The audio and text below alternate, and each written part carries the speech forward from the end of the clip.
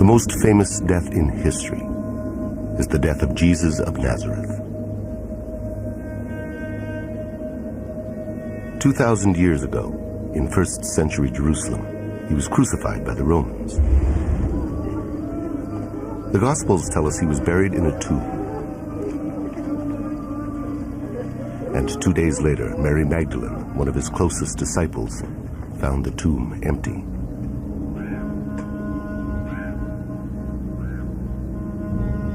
But according to the Gospel of Matthew, there was another story circulating after Jesus' death.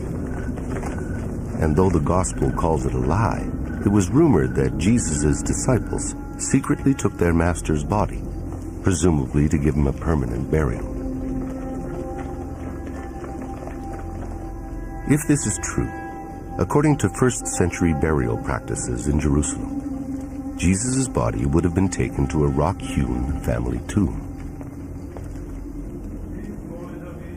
Given that he was crucified for insurrection, the reburial would have been done in secret by his closest disciples.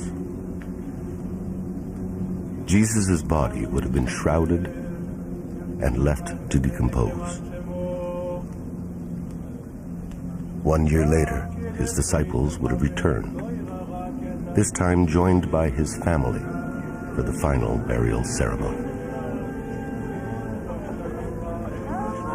Mary, Jesus' mother, would have attended the ceremony. Mary Magdalene would also have been there. His brothers, Simon, Joseph, Judah, and James would have prepared Jesus' bones for the final burial, placing them in a limestone coffin called an ossuary.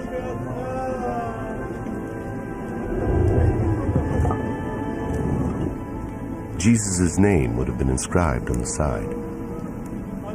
His ossuary would then have been placed in a niche in the inner chamber, sealed away forever, deep inside his family tomb.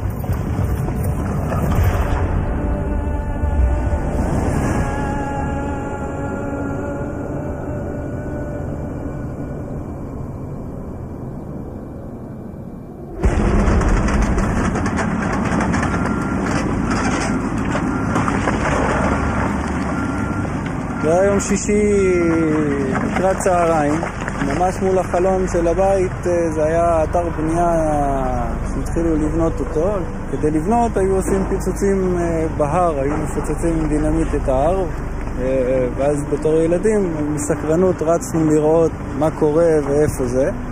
ואחרי שהיה את הפיצוץ וכל האבק שקע, מה שראיתי בעצם מרחוק בהר, ראיתי איזה מערת קבורה, יש לה משולש עם העיגול, וזה היה הרבה יותר מכוסה.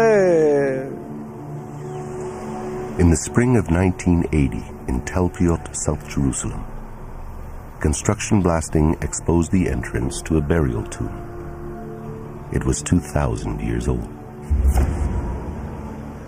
הבן שלי מגיע, הוא הגיע בריצה הביתה. אמא, הבונים רוצים להרוס מערת גבורה שמצאו. אז התחלתי להתקשר לכל מיני ארכיאולוגים שחיפשתי דרך הטלפון, וזה כמעט לא היה אף אחד.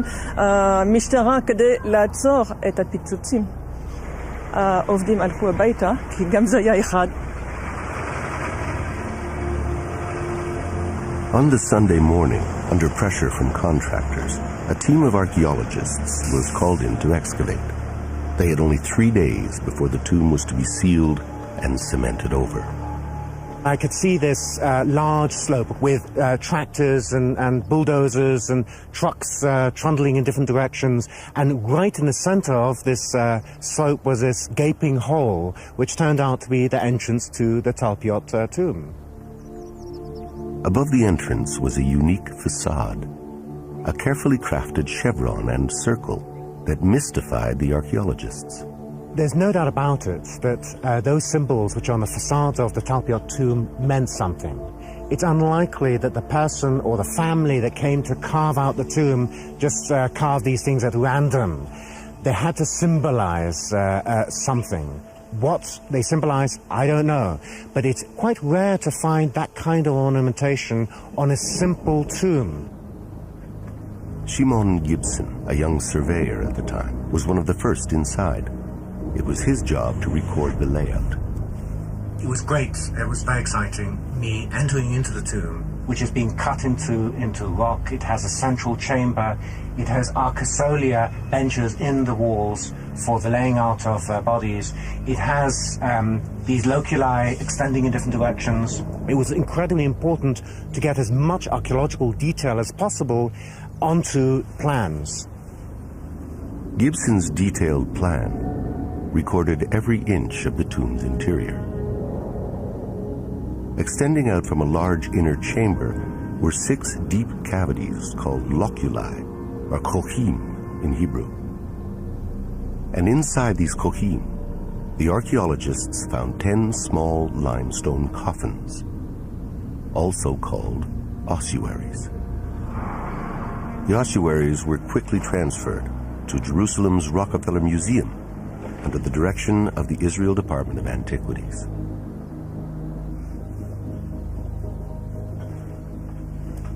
The bones and remains found inside were bagged and boxed and put aside for reburial. Certain decisions were made by the Israel Antiquities Authority that they would heed to the requests of the ultra-Orthodox Jewish community in Jerusalem and give over bone material which had been analyzed and examined by anthropologists for reburial. And then they began the process of cataloging the ancient bone boxes.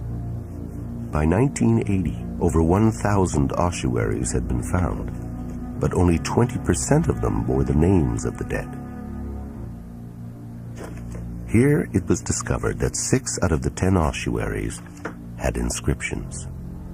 They are not monumental inscriptions. They're not intended to be seen and viewed by everybody, and they're not there to commemorate the dead. They are there so that when family members come in and start shifting the boxes around so they can put a new one in, they know which one is which and which belongs to who. The archaeological record shows that the custom of using ossuaries for burial in Jerusalem only lasted for about 100 years, ending around 70 of the Common Era when Jerusalem was destroyed by the Romans. And so the discovery of inscriptions on stone coffins like these provide archaeologists with a catalog of names specific to the time of Jesus. And on one of the ossuaries discovered in the Talpiot tomb, written in Aramaic, was an astonishing name: Yeshua bar Yosef.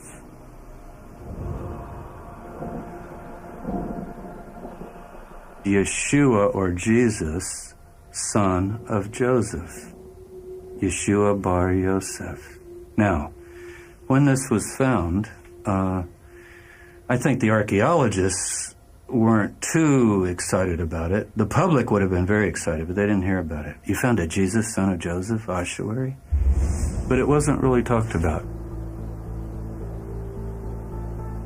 Today, the Jesus, son of Joseph ossuary is in the hands of the Israel Antiquities Authority, or IAA, as are the rest of the stone coffins taken from the Talpiot tomb. Most of them have been locked away and stored in this massive warehouse. But why?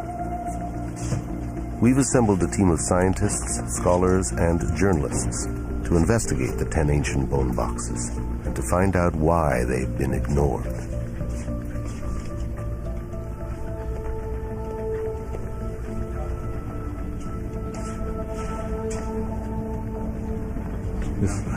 This is it. Felix? Yeah. This one is 543. This is it. This is it. Jesus, son of Joseph. Today, it takes an expert in ancient writing like world-renowned Harvard professor Frank Moore Cross to examine the inscription. Because even though it is one of the plainest ever found on an ossuary, its letters are so informal that it's very difficult to read. This being quite informal, and this particular one quite messy. Academics describe it as a graffiti, so cursory it's almost as if it was meant to be read only by intimate family. There's an X here before the name. And then the name Yeshua, then the father's name is perfectly clear, Yehoseph, the son of Joseph. I have no real doubt that this is to be read Yeshua, and then Yeshua bar Yehoseph, that is Jesus, son of Joseph. Jesus, son of Joseph. Professor Cross's examination of the photograph has now shown us exactly what to look for on the actual coffin. Yud Vav Shin Ayin. Yud, Shin, Vav, Ayin, Jesus. Bet, Resh, son of. Yud, He, Vav, Samach, Pei, Joseph. Jesus, son of Joseph. It's quite amazing, right? Amazing is not the word for it. Can this stone coffin be linked to Jesus of Nazareth? To answer that question, we have to examine all the archaeological evidence uncovered in this family tomb. Does it fit with Christian tradition? Does it challenge certain articles of faith? If the bones of Jesus were to be found in an ossuary in Jerusalem tomorrow, and without doubt, let's say they are definitely agreed to be the bones of Jesus, would that destroy Christian faith? It certainly would not destroy my Christian faith. I leave what happens to bodies up to God. It seems that Christians can accept the possibility that the remains of Jesus were transferred to a family tomb. Thereafter, he could have risen and appeared to his followers as the Gospels report. According to Christian faith, Jesus then ascended to heaven. In theory, the ascension could have been spiritual, leaving his body behind.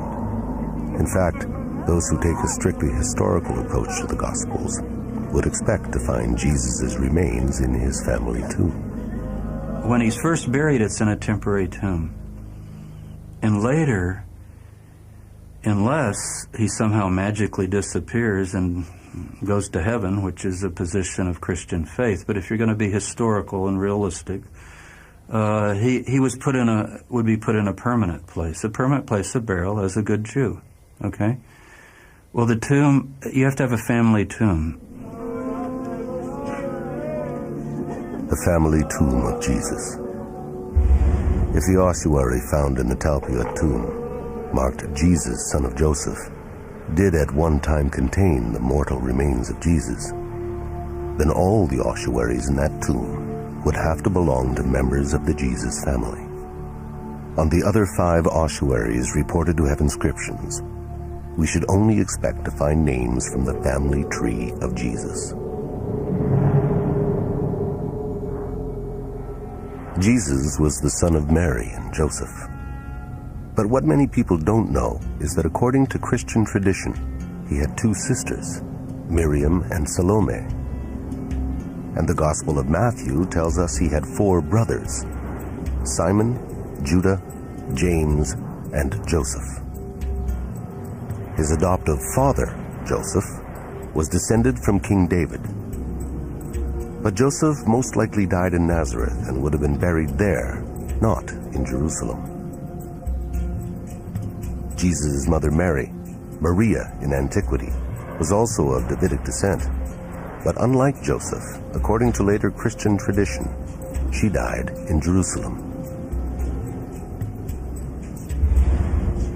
And within the same tomb as Jesus, son of Joseph, a second name was discovered. First of all, it's an ossuary found in Jerusalem. The ossuary is now housed in the basement of the Israel Museum. As you can see, the script is very simple. The Hebrew letters that create this name are Mem. Mem is for M. Resh, like R. Yud can be I or Y. And Hey, in Hebrew, it's like H in Latin, English. That makes Maria. Maria. And it's one of the rare examples of that name on ossuary in Israel. Maria, Mary, found in the same family tomb as Jesus, son of Joseph. Could this be the Virgin Mary's ossuary?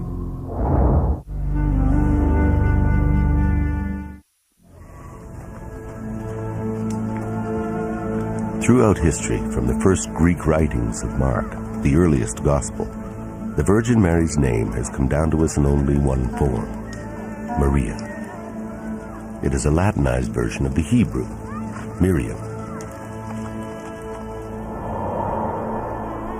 After Jesus' death, Mary continued with his teachings and must have gathered a large following. In those times of religious transition, Roman converts also began to follow Jesus, and so as her popularity grew amongst his followers, Mary's name was Latinized. That is why the New Testament records her name as Maria. Written in Hebrew, the name Maria is very rare, but it's exactly what was found on the ossuary in the Talpiot tomb.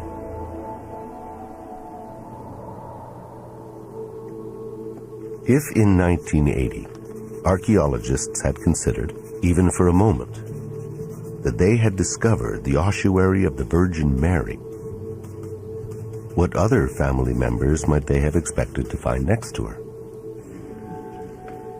Look, Matthew. Look here. M-T-Yud-Hey, so Matya.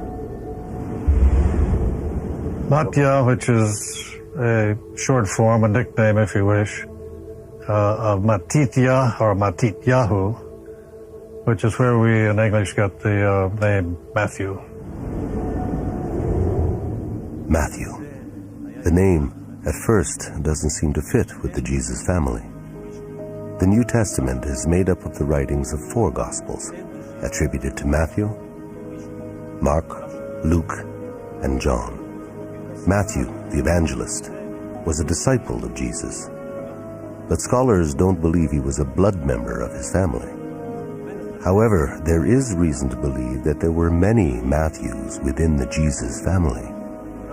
I'll tell you something very interesting.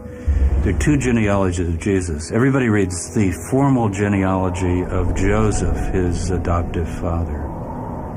It's basically all the kings of Israel and on down. Well-known, great historic names. But the other genealogy is embedded in Luke. People don't notice it much. It's Luke chapter 3. You got to turn a few pages. It's Mary's genealogy, the mother. And in her genealogy, guess what? You have 5, 6, 7, 8 Matthews.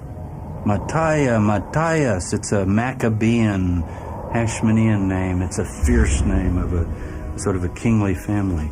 It's a priestly name. You remember, Mary is related to Elizabeth, the mother of John the Baptist, who's a priest. So she's got some priestly connections there, as well as Judah, which is the tribe of the Davidic Messiah. So I don't think it's odd that we would have a Matthew in this tomb at all. In fact, it's sort of one more congruence and fitting together. In fact, unlike Matthew, many biblical names like Isaac or Jonah would have virtually disqualified the tomb as the Jesus family tomb, because they do not appear anywhere in Jesus' genealogy. There isn't a single name that doesn't fit the gospel story. Each name in the same tomb connects. Every single one of these names is gospel related. There isn't like any name like Daniel or something else. It just doesn't fit.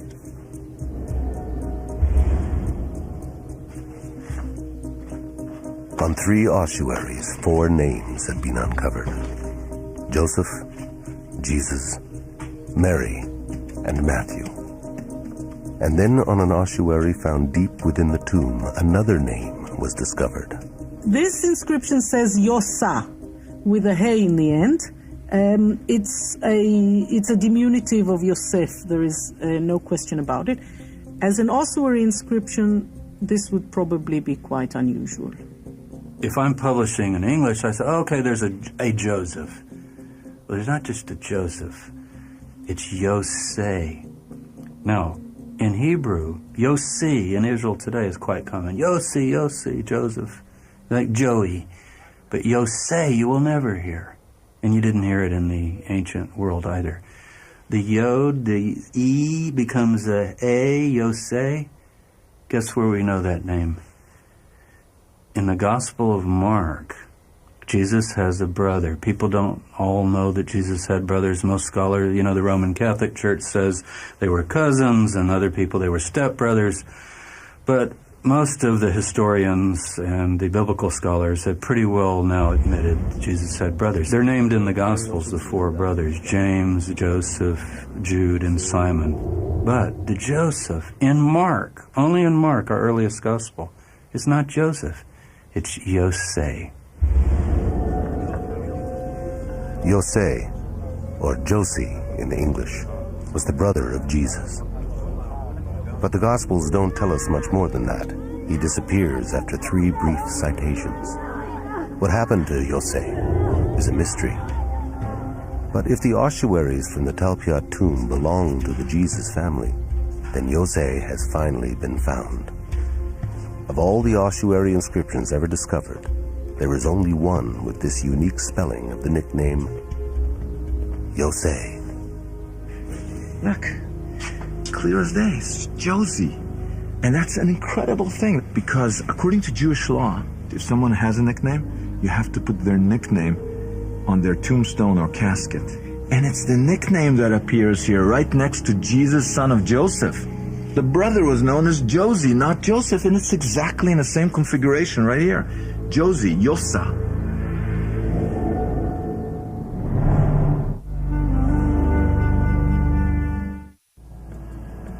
In 1980, archaeologists were cataloging ossuary names in lists of hundreds. And from this tomb, they now had Yosei, a rare nickname given to the brother of Jesus. Maria, a rare Latinized version of Mary used in the Gospels to refer to Jesus' mother. Mattia, a version of Matthew that, as it happens, was common in Mary's family. And Jesus, son of Joseph.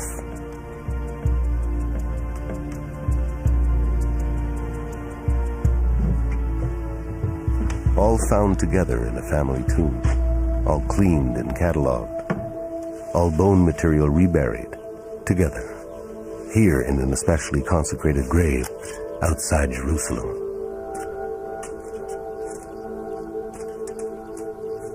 All the ossuaries were then crated and stored for decades on warehouse shelves. Why didn't anyone take notice of these names? You got to remember that the 1970s and the early 1980s was the boom period for the excavation of tombs in and around Jerusalem. So there was suddenly enormous quantities of ossuaries being brought back to the Rockefeller Museum, the headquarters of the Israel Department of Antiquities. And these inscriptions were deemed to be common. These are the most common names among Jews in the first century Common Era. These are exceedingly popular names in the period. All the facts that we have is that there is a cluster of names that resemble many of the names that we find in the New Testament. The other fact is that we find these names in many other places.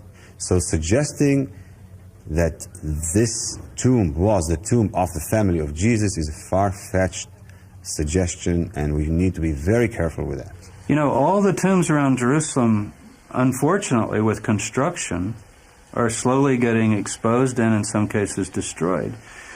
So it's not so far-fetched that a construction crew would have uncovered the tomb of Jesus. You know, I mean, it can happen. I think we have to consider it. While the statistical probabilities have been argued, they have never been examined by statistical experts. Until now. André Feuerwerker is a professor of mathematics and statistics.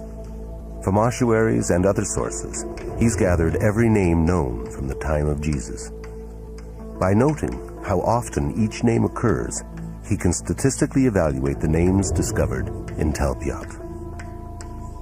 One of the things that's fairly interesting about this particular tomb site is that from a lay point of view, if one looks at the specific names that occur in the cluster, and if one focuses just on the names individually, one can very well come away with the impression that there is nothing the least bit unusual about this particular cluster. But the correct way to analyze this is to look at all of the names in unison. According to statistics, if we were on a crowded street in ancient Jerusalem and called out the name Jesus, 4% of the men would most probably answer. If we were to call out the name Mary, 25% of the women would probably respond. They were both common names. But what Feuerwerker explains is that if we were to call out for a Jesus with a father called Joseph, a mother named Mary, and a brother called Jose, the odds that such an individual would respond are quite low. From a statistical point of view, we don't actually look at the incidences of the individual names where we say that each one of them is a very common name. We look at the way in which the factors combine with each other. So, sure, a father by the name of Joseph is not a rare name. A son by the name of Yeshua is not a rare name. But when you combine those two together, it's rarer. So it really is a possibility that this particular tomb site is in fact the one of the New Testament family. It is a possibility that I think needs to be taken seriously.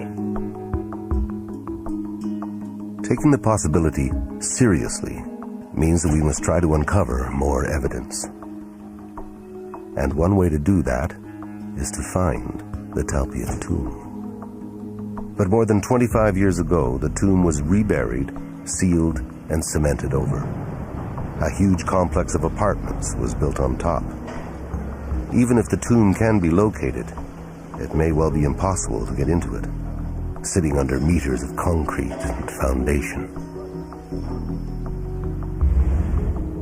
Poring over architectural plans decades old and cross-referencing the IAA archaeology reports, our team believes they've discovered the underground location of the Talpiot tomb. So we know that there's a tomb right over here, right? Our research shows that in 1980, 2 tombs were discovered on the Talpiot site.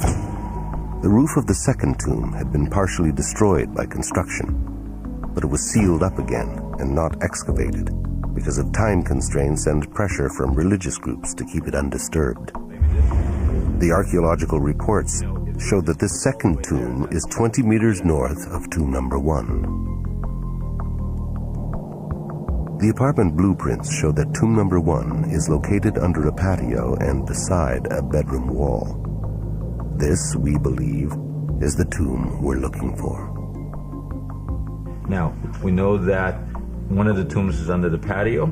We know that there's pipes coming out. That's where you come in. There's some potential. Crude IAA sketches suggest that both tombs may have had access pipes installed before building continued above them. It's common for pipes like these to be added at the request of rabbis in response to the Orthodox belief that spirits need a clear passage from a tomb.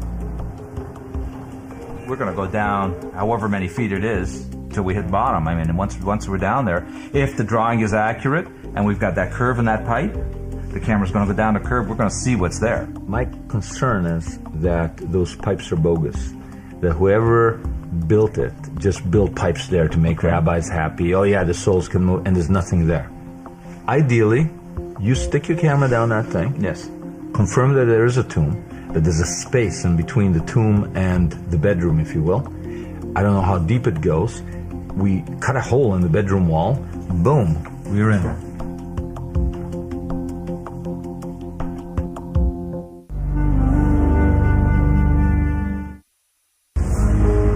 Okay, let's do it, and let's do it fast.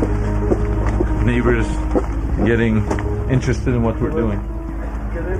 We've obtained permission from the tenant to give us access to the Talpiot apartment we pinpointed in the blueprints. Okay, You know, I can't believe anybody would live over Coombe anyways. It's not here. I don't know where it is. We've only been given 2 days. Over here. Come on.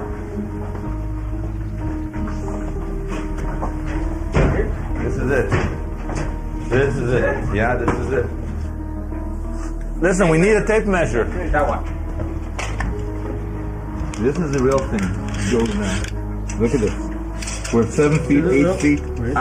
Some resistance, but that's not the bottom. There's more. What's blocking it? This isn't a dummy plate. Bill Tarrant is our expert with probe and remote-operated cameras. Even if the access hole is as small as 1/4 of an inch, Bill can get a camera inside.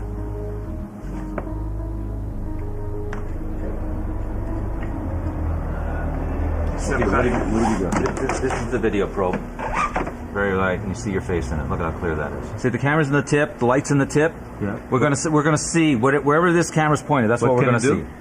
What can it do? It's articulating. It'll move in all directions. Yeah. That'll be able to keep us in the center of the pipe so that we can actually look and see what we're doing. Okay? Very good.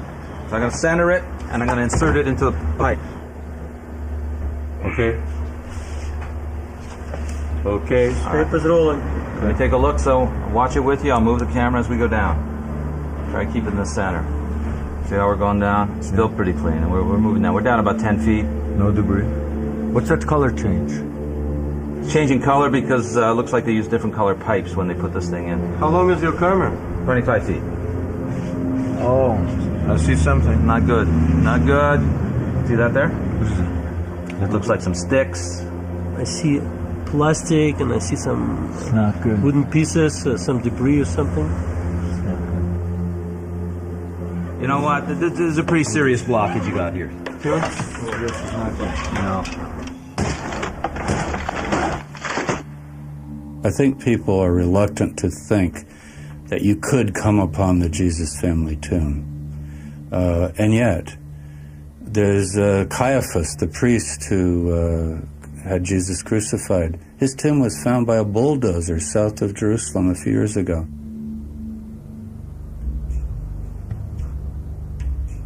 In December of 1990, construction workers uncovered an ancient burial cave from the 1st century. Inside, there were 12 ossuaries. 2 of them bore the name Caiaphas. This one, the most ornate ossuary, has the inscription, Joseph, son of Caiaphas, carved into it twice. Joseph, son of Caiaphas, was the high priest of the temple, who, according to the Gospels, prosecuted Jesus. From his point of view, Jesus was a dangerous false Messiah who was leading the Jewish masses into a confrontation with Israel's rulers in Rome. It seems to me there's a double standard. You said that Caiaphas is, in all probability, the high priest who prosecuted Jesus according to the Gospels. Whereas this entire cluster is dismissed, well, these are just common Jewish names. I mean, how are you so convinced that this is the Caiaphas? You find more ossuaries in that same tomb, less fancy, with the name Caiaphas, not Joseph, son of Caiaphas, but with the name Caiaphas on it. Fancy decoration convinces you that this is the Caiaphas of the... Caiaphas is not that common name. It's not as common name as Jesus, Joseph, John, or Mary. It is a rare name. It's a name that we know from both Jewish sources and from the New Testament. And it is good in dating and timing for that period, and it could be that one. The fact is that we have never found anywhere else an ossuary with the name Joseph, son of Caiaphas, anywhere else. On the other hand, you have a whole bunch of unique things. Yosa, which you find in this tomb, appears once, period, out of all the thousands of ossuaries that have been found. Yet nobody says, in all probability, that's probably the brother of Jesus of Nazareth. Nobody does that. The fact that the probabilities in Caiaphas are very high does not say in all certainty that this is the one. There was no inscription inside saying, I have crucified Jesus. We don't know for 100%. We never know for 100% in archaeology. But the experts do seem 100% comfortable connecting some ossuaries directly to famous names in the Gospels, as long as they steer clear of any archaeology connected to the Jesus family.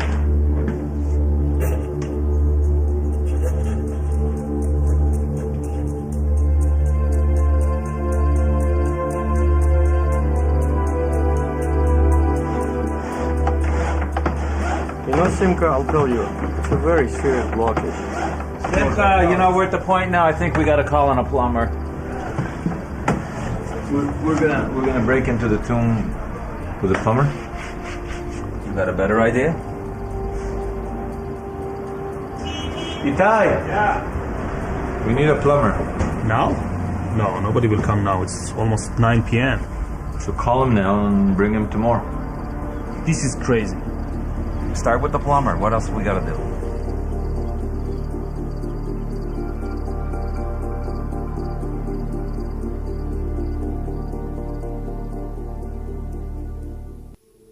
Over 25 years ago, archaeologists discovered 4 ossuaries linked directly to Jesus and his family.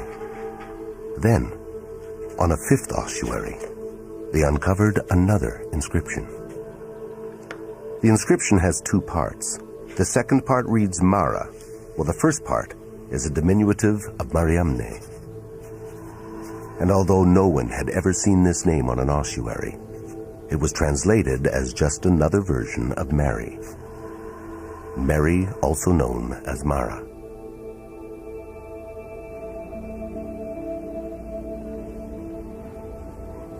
But would it make sense to find in the Jesus family tomb 2 ossuaries with the name Mary? First, Maria, the name used in the Gospels to refer to the Virgin Mother. And the second, a unique spelling of both Mary and the name Mara. It might make sense if the second Mary, this Mariamne, was Mary Magdalene.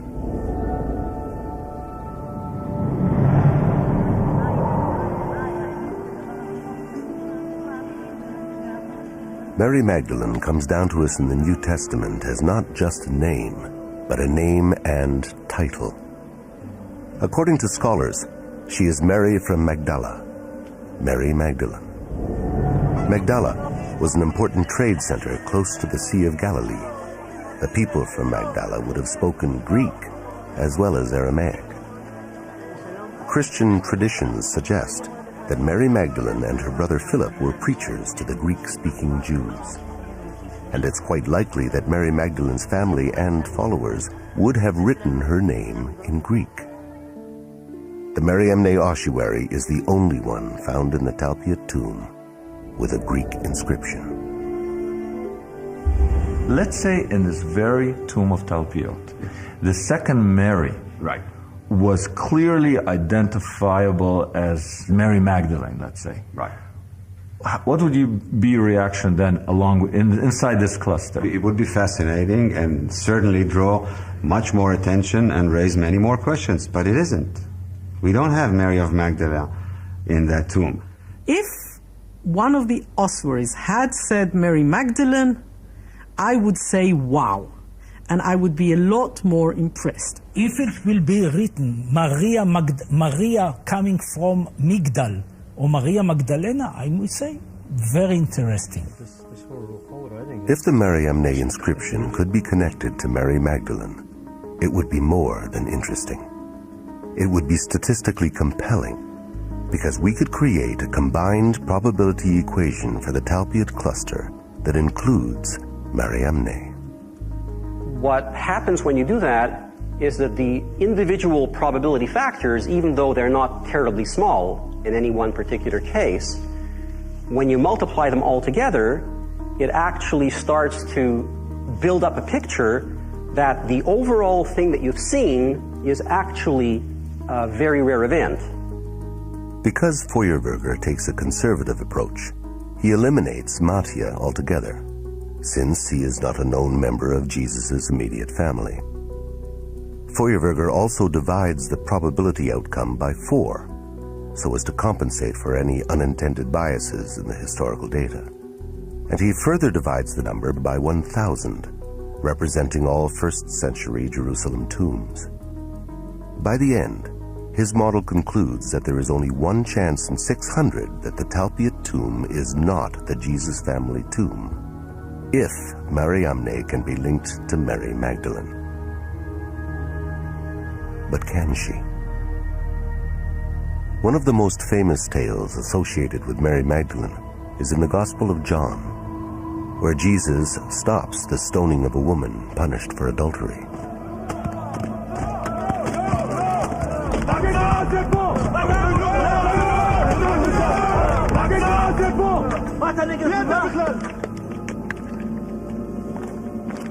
But there is no indication in the text that the unnamed woman is Magdalene.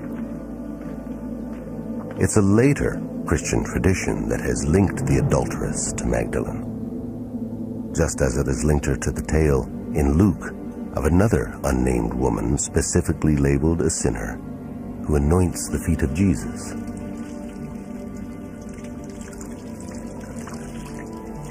Drying them with her hair.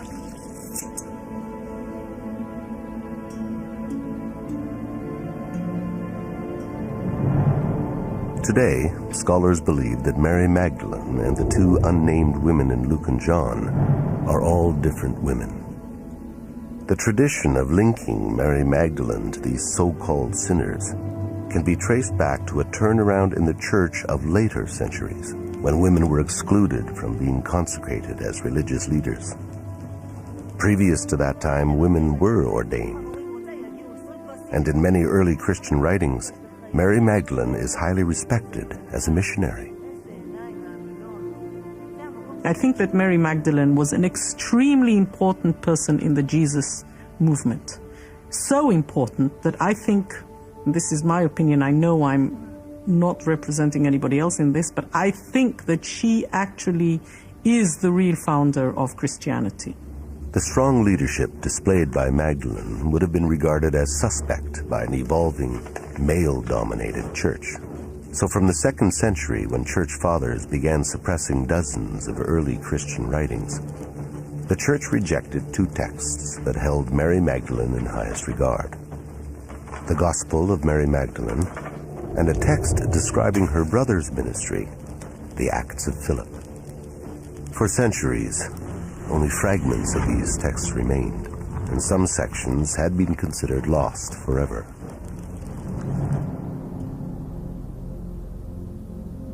In 1974, in an ancient monastery on Mount Athos in Greece, a Harvard University professor, Francois Bovon, uncovered a 700-year-old manuscript. It was the most complete copy ever found of the 4th century text, the Acts of Philip. In it, Beaumont claims to have discovered an early description of Mary Magdalene, unmarked by later Christian tradition. In the Acts of Philip, she is completely, there is no mention of her previous life. She is seen positively as a Christian missionary. So she is completely at the same level as male missionaries. She preaches, she teaches, she baptizes, she carries even the title apostle. If in the early Christian movement Mary Magdalene was an apostle, then the unique alias Mara on Mariamne's ossuary could be pointing to something extraordinary. In Aramaic, Mara means master. Mara, the master. Even today, if you go to the Armenian quarter, the archbishop or one of the priests would be like Mar Samuel or Mar whatever, Lord, Master. You can still hear it. So it's a sign of respect for a rabbi, for a teacher, related to the Mara, the Lord, the Master. It is clear in the Acts of Philip that Mary Magdalene is respected as a preacher, baptizer, and apostle, strong and faithful, and close to Jesus. It would make sense then for her followers to refer to her as Mara, Master. But what about the spelling of the first name in the inscription, the unique Mariamne, never found before or since on any other ossuary? In the Acts of Philip, Mary Magdalene's name is spelled M-A-R-I-A-M-N-E.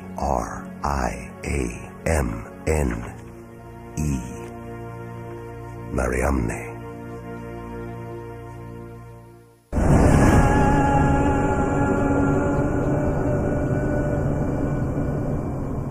Mariamne is the same woman as Mary of Magdala or Mary Magdalene in the Synoptic Gospels and in some non-canonical texts like the Gospel of Mary, Pistis Sophia, etc.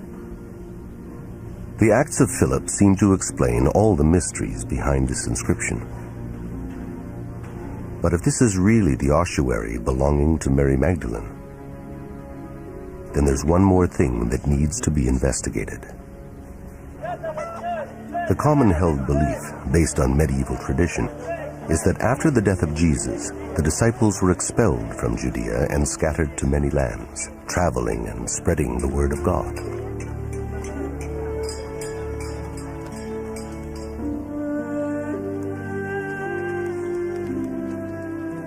After some time, Mary Magdalene ended up in France, where she spent the last of her days. Following this later Christian tradition, it would be impossible to discover Mary Magdalene's coffin in Tel Piat, Jerusalem. However, in the Acts of Philip, written in the 4th century, the oldest known account of Mary Magdalene's travels, she does not die in France.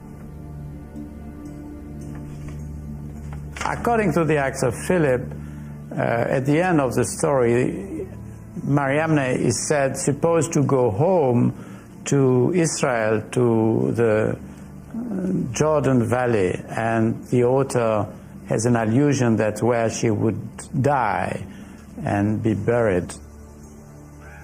The Acts of Philip clearly tell us that Mary Magdalene, Jesus' most trusted apostle, dies here in Jerusalem.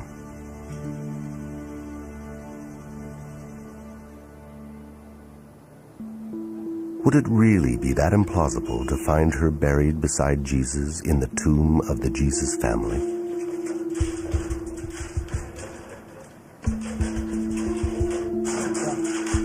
The statistical probabilities are compelling.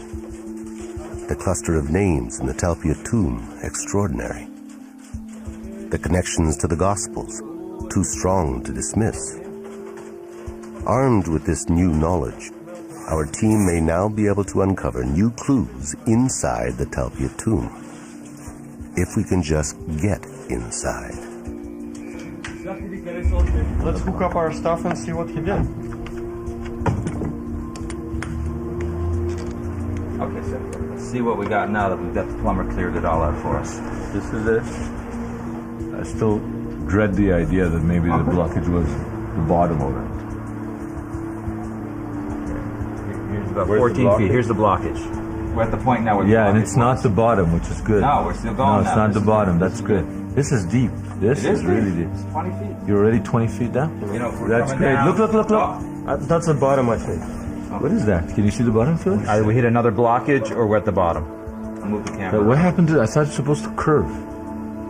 Well, let's switch the camera. Let me pan around, see if we can find something. Can you? We don't see anything. I'm panning left. I saw. Wait, yeah. There it is. There's an opening. There's an opening. Absolutely.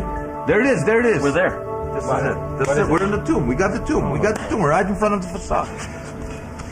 Oh my God. There it is. That's the tomb.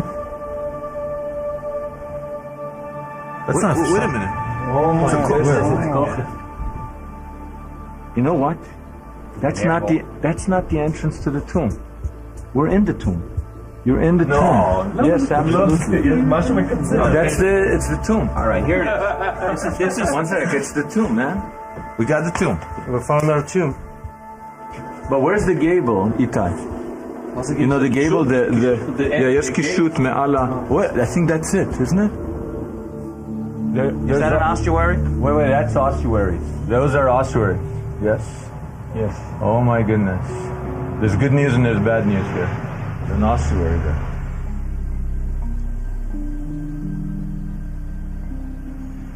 Well, what does that mean? It means we're in the wrong tomb. Our tomb is empty. So, what are we gonna do? It's the wrong We're in the tomb. wrong tomb, man.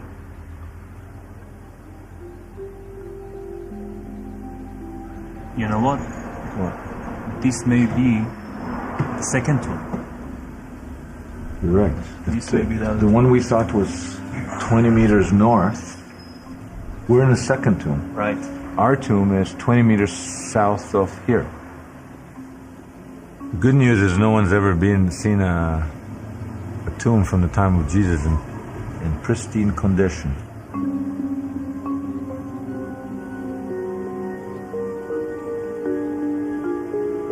Although we found ourselves in the wrong tomb, perhaps these finely crafted ossuaries, so close to the Talpiot tomb, are somehow connected to Jesus or his followers. Hey? So what's next? We gotta find the tomb. The Holy Family tomb. You gotta be looking 20 meters south. It's gonna be on the other side of this building. It's this way. Where are you going? Where the heck are you going? South, that's the parking lot. Shouldn't be a big deal. South is south. 20 meters takes us in the garden. 20 meters is not much. The idea of finding Jesus' tomb might not seem so outlandish if we could locate tombs belonging to his followers, the people scholars call the Judeo-Christians. According to tradition, this is the view Jesus had when he walked up the Mount of Olives and gazed upon the Jewish Holy Temple. Where the Muslim gold dome of the Rock now stands was once the Holy of Holies. There the Ark of the Covenant was housed. According to Luke, Jesus looked at the temple, foresaw its destruction, and wept. Where he wept is here, Dominus Flevit, a holy site on which Franciscan monks built this monastery in 1891. That's good. In 1953, while renovating, the Franciscans discovered a 2,000-year-old cemetery. This ancient necropolis was partially excavated by a well-known archaeologist named Bellarmino Bagatti. Bagatti claimed that these ossuaries belonged to some of the earliest followers of Jesus. If this is a early Judeo-Christian cemetery, then that means that our tomb is not sitting in some kind of archaeological vacuum. It's really part of a network of cemeteries. This can provide an archaeological context for our tomb. In this network of tombs, the Franciscans discovered a bone box with an inscription naming one of the most famous early Christians, Simon Bar Yonah.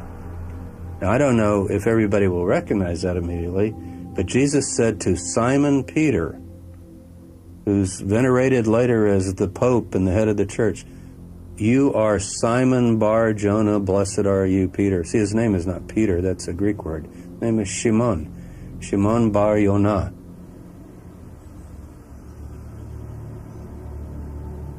Today, only a piece of the ossuary remains. The Franciscans have stored it in a small museum beside their church. It bears an indisputable inscription, the only one ever found spelling the name Simon Bar Yonah. Simon was one of the 12 original apostles of Jesus. According to the Gospels, Jesus renamed him Peter, in Aramaic, Kepha, which means rock. He's considered a saint by many Christians and the first pope by the Roman Catholic Church. According to tradition, Simon Peter was crucified and buried in Rome. So how could his coffin be here in Jerusalem? The fact is, there has never been any credible archaeological evidence found in Rome underneath the Vatican that points to Simon Bar Yonah. And here sits an ossuary discovered at Dominus Flevit, bearing his name.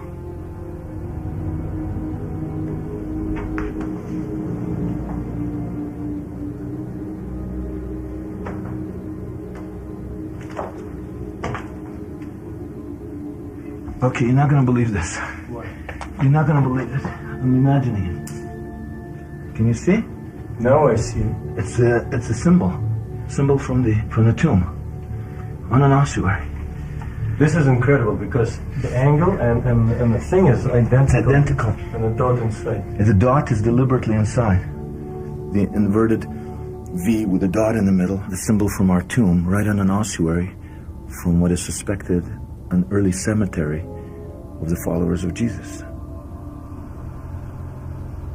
As to who may have been buried in this ossuary, and whether or not he knew the Jesus, son of Joseph, whose tomb has been emblazoned with the same symbol, we can only speculate.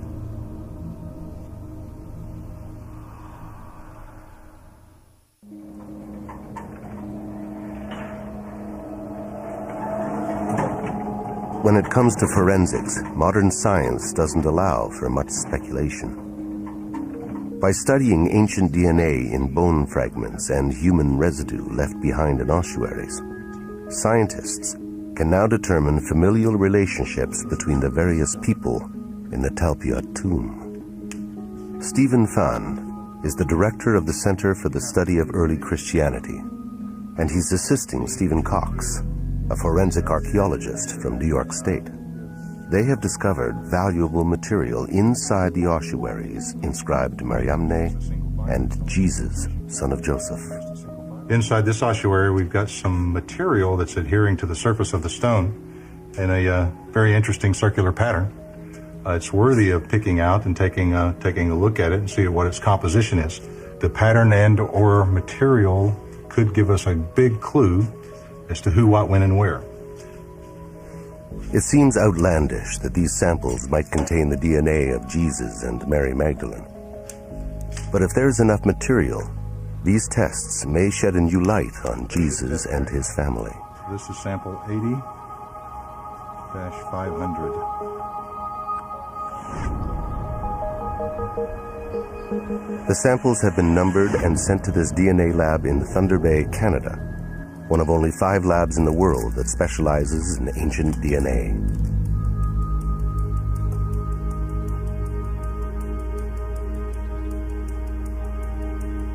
The scientists don't know that the samples belong to a Jesus, son of Joseph, and a woman who might be Mary Magdalene.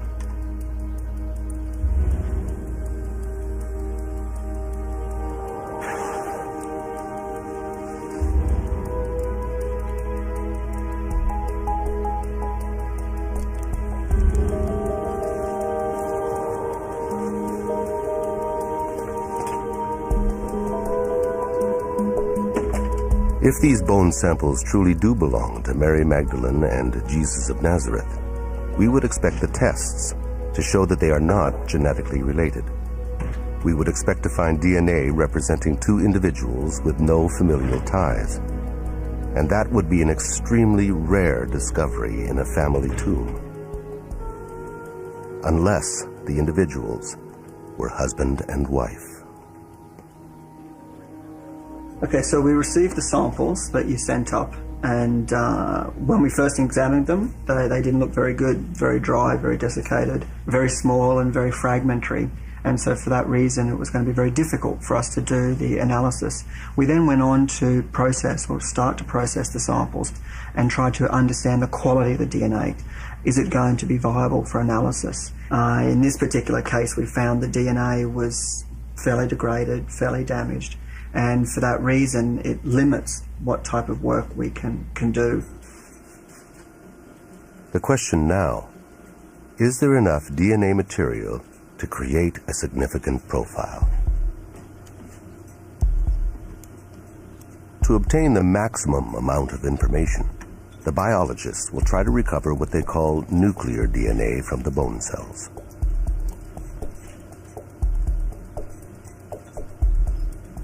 The extraction analysis showed that nuclear DNA was very difficult to recover.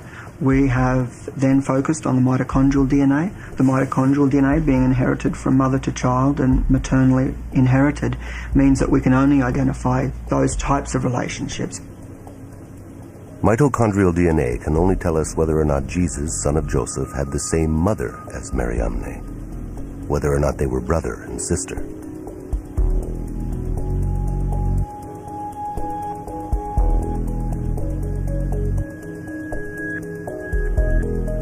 If the biologists cannot recover mitochondrial DNA from the bone cells, the test will have to be aborted. And we will never know the true relationship between Jesus and Mariamne. We have indeed been able to achieve results. We got the mitochondrial DNA. It was very fragmented, very small amounts of DNA. We were able to amplify it, we were able to sequence it. We then went on to clone those sequenced DNA fragments, and by cloning the DNA, we're able to then compare many, many copies together. And that increases the validity of the work, and that way we're able to compare the sequences between that one individual and the other individual. And that's essentially what we've done, and I can show you the results here today. Okay, so what we have here is we have two sequences, just representative sequences, one from each individual. And what I'm going to show to you here is some of the variations between the two individuals. And so we have a polymorphism here, this G and the A. A polymorphism is a variation between this sequence and another sequence, or a variation between this sequence and the reference sequence. We use a polymorphism to indicate or identify a mitochondrial profile. And this polymorphism shows one difference between the two individuals.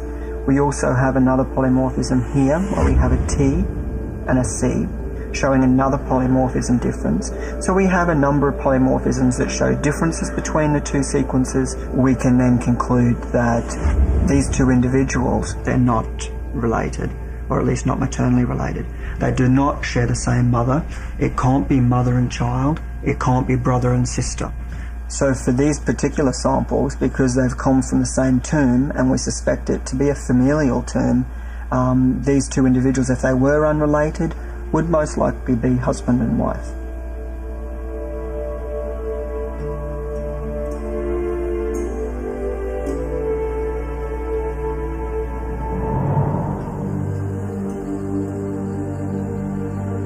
For centuries, people have speculated on Mary Magdalene's relationship to Jesus. Mary Magdalene appears with more frequency than other women in the canonical Gospels, always a close follower of Jesus. Her presence at the crucifixion and Jesus' tomb is consistent with the role of a grieving wife and widow. And so perhaps Jesus and Mary Magdalene were married, as the DNA results from the Talpiot ossuaries suggest.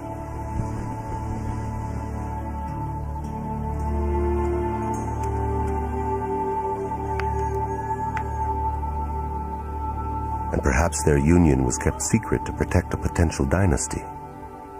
A secret hidden through the ages. A secret we may be able to uncover in the Jesus family tomb.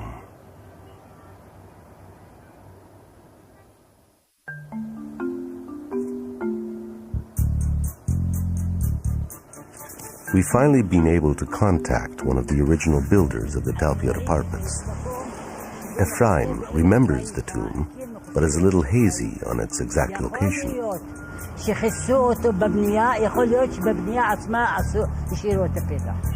Between the two buildings? לא בנו מעלה? לא. ואתה זוכר שזה לא שם ולא שם? לא, זה בין שני הבניינים האלה. Okay, he says it's right between these two buildings. Let's try. Between the apartment complexes is a large garden with high terraces, and it's in this area that Ephraim states the tomb is located. מאחוריי? אז אולי פה. בוא נבדוק. But on which terrace is the question? אתה לא תוכל להחזיק מעמד. לא טוב. זה יש דלת של מערה. לא רואה כלום. מה זה האבן החומה? הצבע החום. The neighbors begin to take an interest in the search and point out an inconspicuous cement slab on the lower terrace.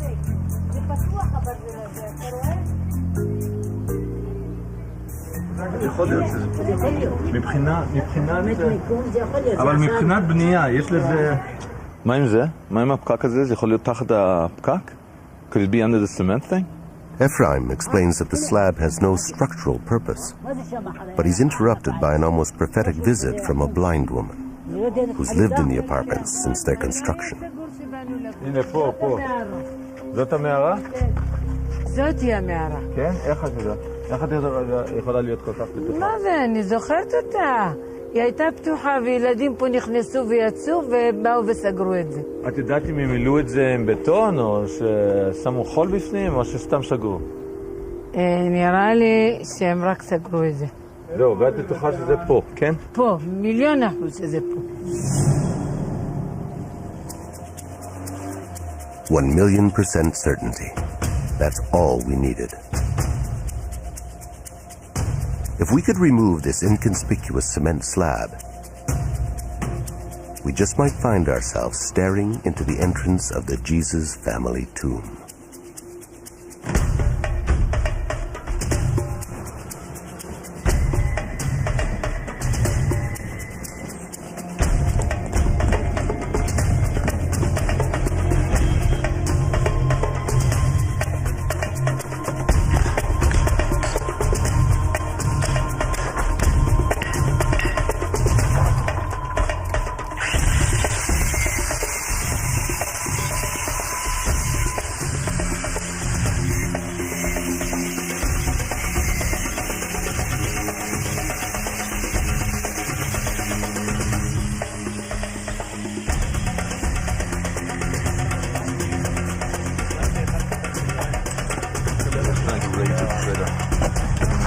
Okay, now how do we do this?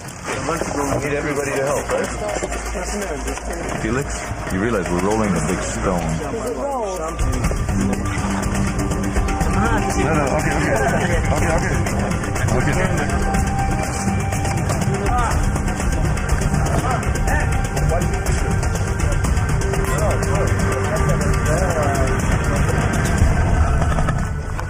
It's unbelievable. This is it. One second, it's the real thing. I mean, I'm pinching myself. I can't believe it. Okay, come on. Take the picture and compare, man. What's your first step? It's The long okay. step. All right, here. Sorry, I can't see anything. As long as I can see the dang scorpions. One step at Scorpions in this area. no, just spiders. No, it's scorpions.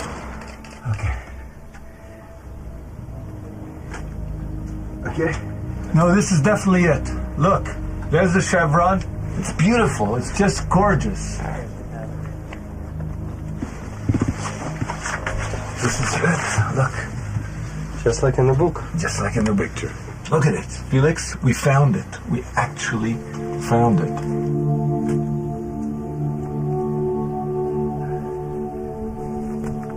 I'm going in. Okay, let's go.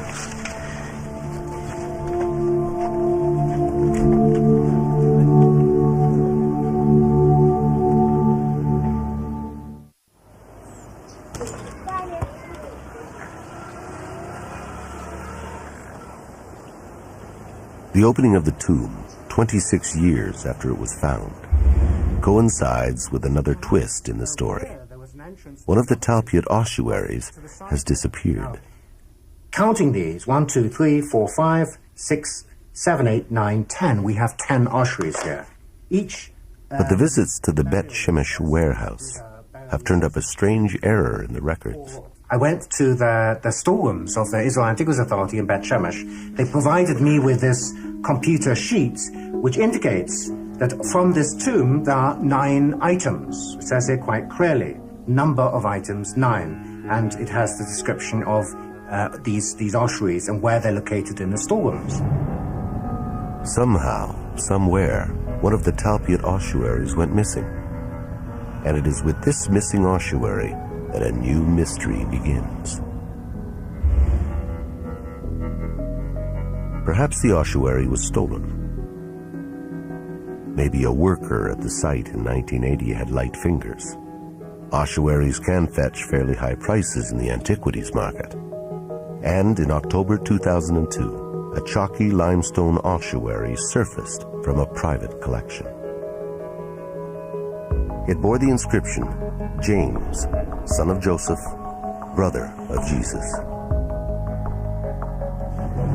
Oded Golan, a well-known collector, stated that he had bought the ossuary from an Arab antiquities dealer in the old city of Jerusalem decades before. but had been unaware of the significance of the inscription. It was among the first ossuaries that I have in my collection. I didn't put any special attention to this ossuary because the three names which are mentioned on the ossuary, which are Yaakov, Yosef, and Yeshua, are very common name in the first century. And therefore, I couldn't even think that it could belong to the family of Jesus. And at the same time, I never knew that Jesus had a brother or siblings of any kind.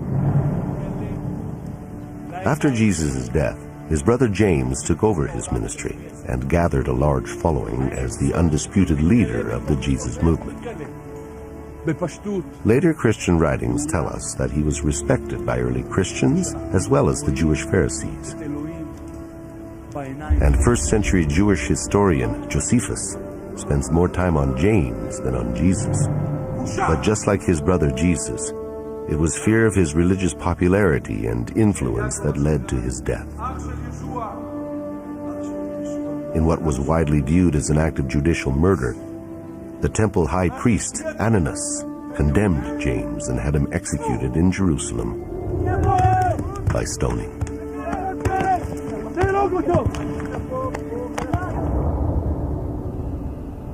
The numerous accounts of James's life show an early Christian of such importance that if it was at all possible, he would most certainly have been laid beside Jesus in death.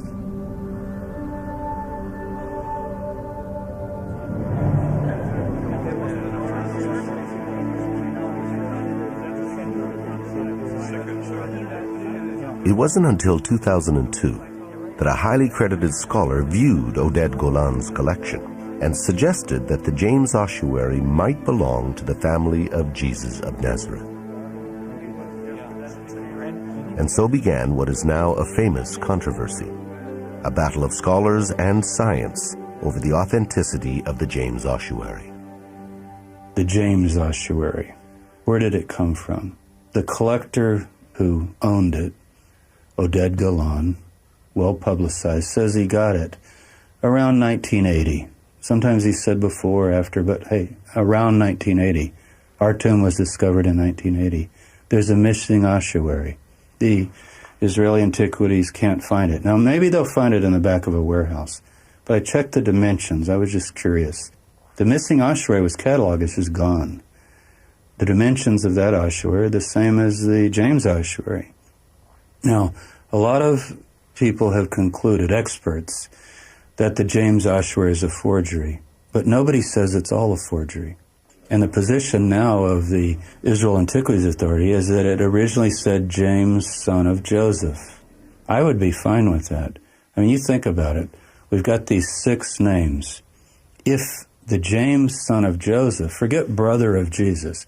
See what the ossuary says, James, son of Joseph, brother of Jesus. Some people say, well, the brother of Jesus, maybe that was added. It wouldn't matter. Obviously, it'd be the brother of Jesus. You got a Jesus, a Joseph, a James, son of Joseph, if it were from this tomb. Now, we're speculating, but the time is right, the name is right, and that, I think, would really make it fairly clear that this is the Jesus family. But what would it take to determine whether the James ossuary originated in the Talpiot tomb? The date and the recorded dimensions are extremely suggestive, but it's the patina that should prove the case one way or another. Over time, in a tomb, minerals and sediment accumulate on ossuaries. This accumulation is called patina, and it could be scientifically analyzed to produce a chemical and mineral fingerprint specific to an ossuary or tomb. Every ossuary discovered in a particular tomb will have the same patina fingerprint. The samples taken from the James ossuary show certain trace materials such as titanium and iron that are unique to the James ossuary. If the James patina matches the ossuaries from the Talpiot tomb, it will be strong evidence that the James ossuary is the missing bone box and belongs to the family of Jesus. Dr. Charles Pellegrino has come to the Bet Shemesh warehouse in Israel to collect patina samples from the Talpiot tomb ossuaries. I can get a lot of the debris from here. Charlie, that's patina. That would be good. Yeah. Yes, excellent. This is 8503, the inscription of Jesus, son of Joseph. It's just one of those moments where you're struck to a kind of silence, knowing that you're holding the chemical history from the ossuary that may actually have contained the remains of Jesus of Nazareth. At Dr. Pellegrino's request, we commissioned the collection of random patina samples to determine whether the Talpiot tomb patina is really distinct. This mosque patina, that is plenty for Charlie to work in on the electron microscope. If the random sample do not match the Talpiot ossuaries, while the James samples do, then the statistical probabilities that the Jesus family tomb has been found will be overwhelming. If it were possible to obtain evidence that the James ossuary might be this missing ossuary, then this would have a very strong additional degree of evidentiary value. I would say that that would be an absolute slam dunk if that were in fact shown to be the case. The Suffolk Crime Lab is a leading American CSI lab involved in solving modern-day crime mysteries. Today, it will use its forensic expertise to determine how the patina from the James ossuary and the patina from the random samples compare to the Talpiot ossuaries. Did you see that piece? Yes. That had sort of like that tunnel running through it? Yes. Do you want to take another sample out of this container, or is that sufficient? Yeah, I think that's enough. All right. Yeah, I think that'll do. Yeah, mount it just as is. So that piece will be good to look at. But right now we're just taking other samples of the accretion from inside the ossuary. Iron is part of the signature that gives the soil that distinctive color. We now have it from this tomb. We have it from the ossuaries from this tomb. We're just taking other samples and we're going to look at them under the scanning electron microscope and ping them with the electron microprobe.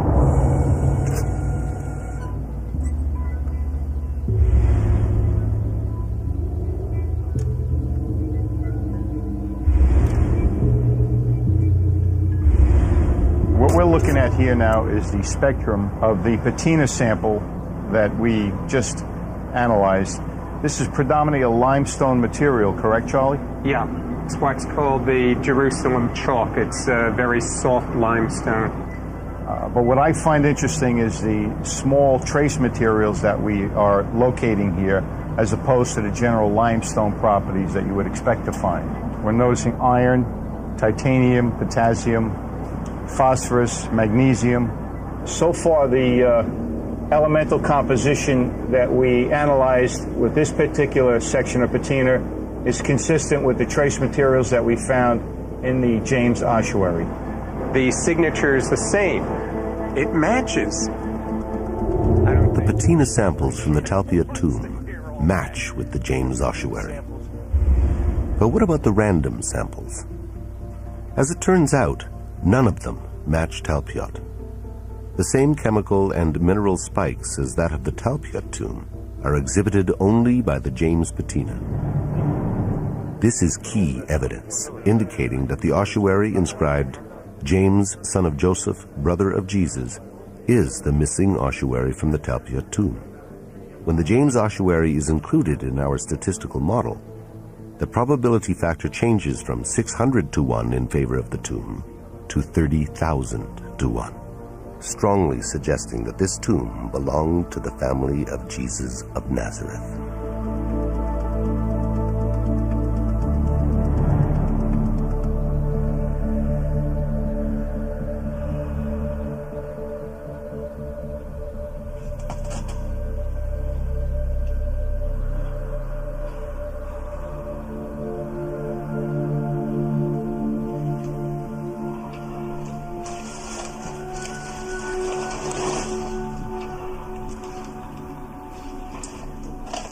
Oh my God! Oh my goodness. It's awesome, isn't it? Yeah.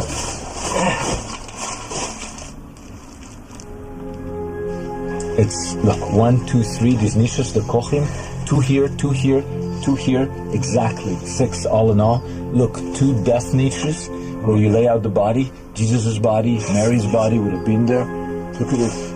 And then look over here, eh? This is it. This is absolutely a jewel of a tomb. Look at that, it's pretty deep, man. Yeah, those kochim are very deep. I didn't realize that. Look at that, Felix. What is that? There's an incision. There's an inscription here. This is Greek. That's an M? You see, that's an N. Greek N. Is it N or M? N. And what's this? We need an epigrapher in here. This is old. 2, 3, 4, 5, 6 letters. It's either Greek or Latin. It's certainly not Hebrew. Looking around, we noticed that we were sitting on mounds of decomposing pages of scripture. What is that? Shine that down? Shine it down? Look at that, Felix. This is full of holy books. Disintegrating holy books. According to Jewish law, biblical books cannot be discarded. They have to be buried like humans. It seems that in the weeks following the removal of the ossuaries and before the tomb was resealed, a local rabbinical school filled the tomb with damaged holy texts. Among them, we found a book that Jesus refers to as the key to his ministry. It's the book of Jonah. Jesus says in the Gospel, if you want to know, his apostles say, what are you up to, Master? And he says, you want to know what I'm up to? Read the book of Jonah. That's the code. And right here, you have the book of Jonah. The Gospels record that Jesus constantly spoke in parables and codes. Not surprising for a leader of what today would be labeled an anti-government movement, a man destined for crucifixion. And those who speak in codes often harbor great secrets.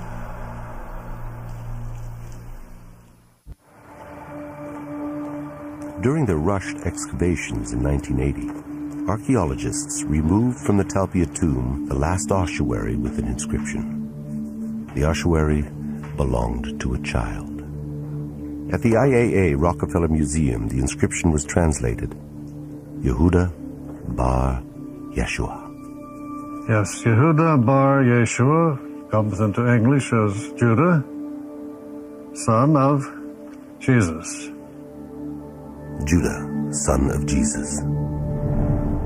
The New Testament doesn't say that Jesus had a son, but perhaps in this instance, archaeology forces us to throw a different light on the New Testament.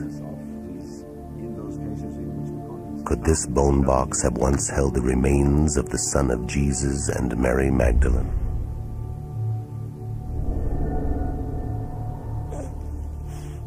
If Judah was their son, his existence would most certainly have been kept secret. Since Jesus was perceived to be a pretender to the royal throne, Jesus' son would have been a target of arrest and crucifixion by Roman authorities.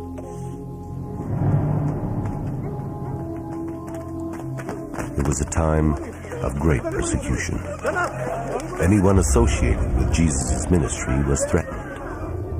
His cousin, John the Baptist, beheaded.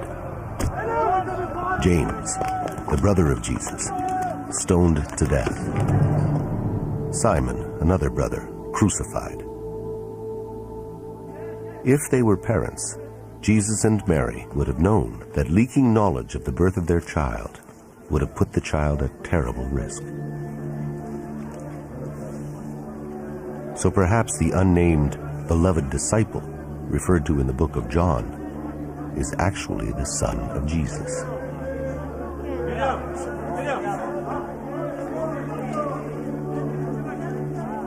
Who remains unnamed in the text to conceal the child's lineage.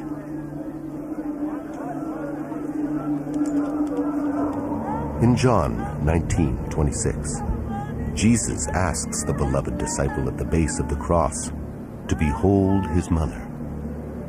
He then says to Mary, Woman,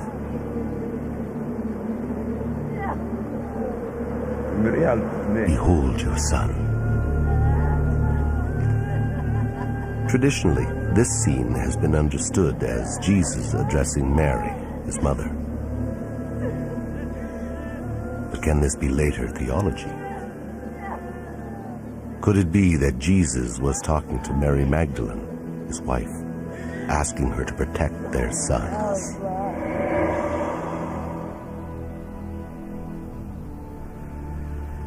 On the other hand, maybe the fact that there was a son in the Talpiot tomb means that the Jesus found in this tomb is not Jesus of Nazareth. Accordingly, we would have to believe that living around the same time, in the same place, there was another Jesus, who also had a father named Joseph, and two close male relatives named James and Jose, and two women in his life, one called Maria and the other Mariamne.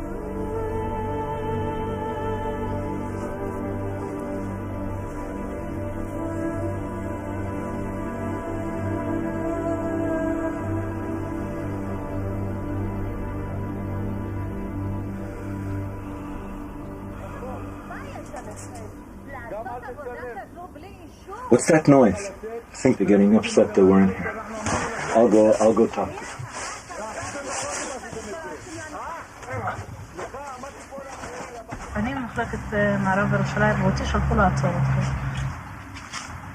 One of the tenants in the Talpiot apartments works for the Israel Antiquities Authority.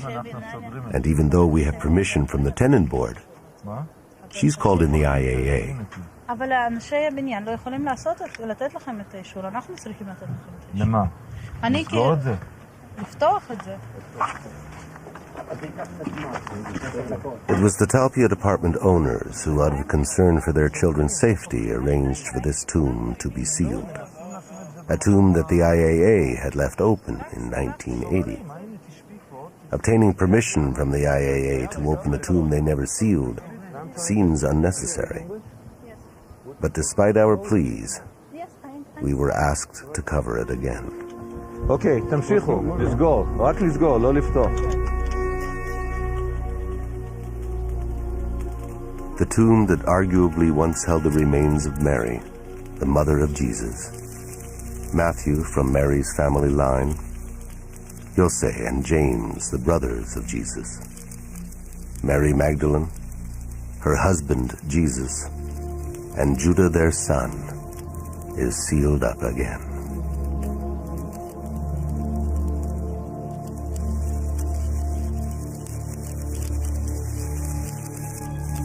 Who knows what secrets are still inside, and for how long they will be kept hidden under the Talpiot apartments.